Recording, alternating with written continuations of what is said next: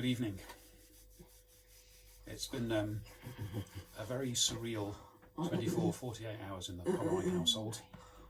And we wanted to send you a quick message after all of this. As you can probably hear, Morgan's not feeling very well at the moment. We had COVID vaccines, 3 of us this week. That might be part of it. He also has a lot of ups and downs. I'm Rob, this is Sharon. If you're wondering why we're even doing this, we're in the middle of a campaign to raise some money to help provide a new home for Morgan, given how much we've outgrown this one.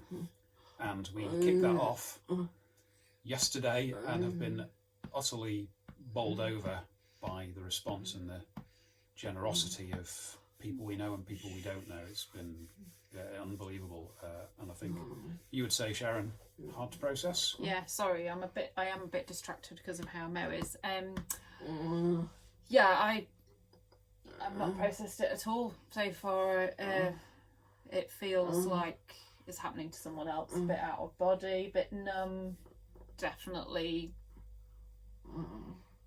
a weird kind of dream, but nice. But weird. I didn't explain that very well, did I?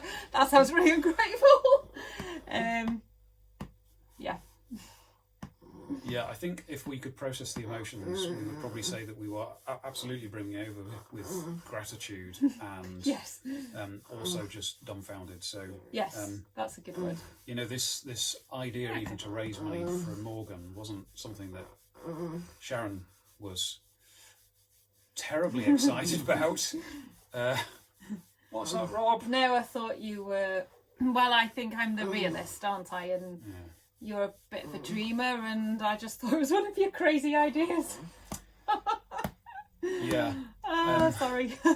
And although I'm a dreamer, you know, I also am a bit sceptical, and I thought we may as well try it, and maybe we'll raise £2,000 or £3,000. But little did I know that we'd be blown away by £15,000 in the first 12 hours, and we're up to something like 25,000 if you count some donations we received privately as well as the GoFundMe campaign.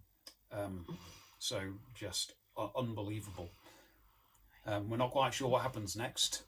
In fact, we've never done anything like this before. We are complete amateurs, and it probably shows. Do you want to just quickly tell people why we're even doing this?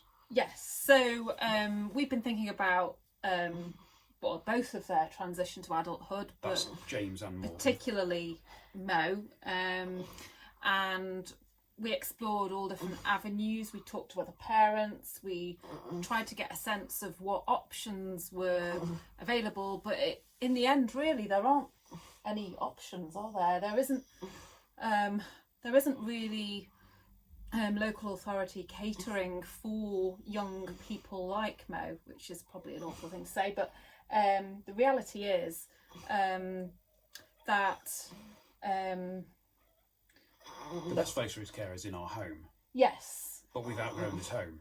His needs are so... They take up so much space. Space is one of our biggest problems. It's not just space for his equipment and space for his bed and his bath and all the other things that he needs in his wheelchairs, but it's also space for us also to live as a family. Yeah. So that we're not constantly in somebody's work environment, because we have NHS carers who are amazing in the home and, you know, just utterly brilliant people. But if you can imagine having people that are not in your family. It's a small space for all of us, for them and for us, isn't it? And especially for James, as he's got older, he's needed more space. And I think what I was saying before is if there was some sort of amazing facility where he could have all the things that he needs, like a hydrotherapy pool. I mean, that's I'm not the dreamer, but that would be the dream. But when we were looking at options, there just doesn't seem to be anything like that, apart from one place down south. We've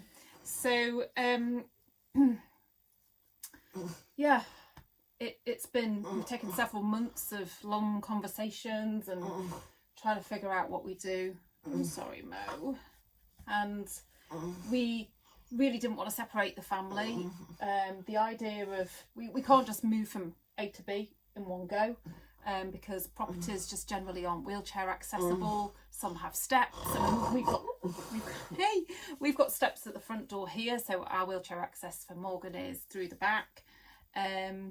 And doorways need widening, which is what we went through here in 2010. And then he obviously has ceiling track hoists, which are fantastic pieces of equipment that mean that we can safely lift him without injury to ourselves or to him. And we have a specialist adapted bathroom with an amazing bath that he loves, as you will know if you've seen the video and seen how happy he can be on a good day. And so, yeah, you can't just move from house A to house B and have all those things. It somehow there has to be a route through the transition. And we were scratching our heads really about how to do that. And we didn't want to separate James from his brother, especially because they're twins. It adds a different dynamic into the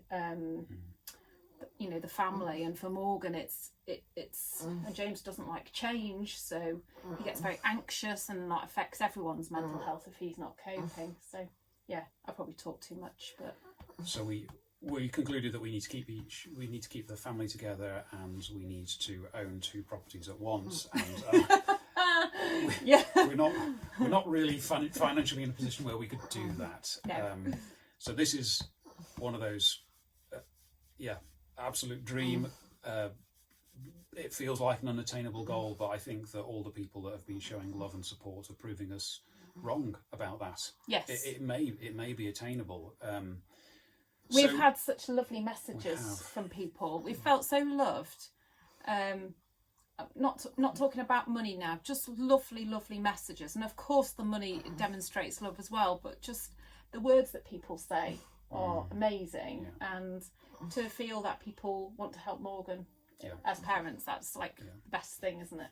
And knowing that people are not just donating, but thinking of us, praying for us, supporting asking us. What they can do to help. And, a person that I don't know and have never met is offering to write a press release. It just things like that are phenomenal. I can't quite wrap my head around it.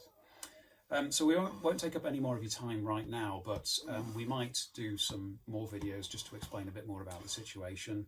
Yeah. Put you in, fill you in on what's going on, and perhaps a few aspects of Morgan's life and James's too.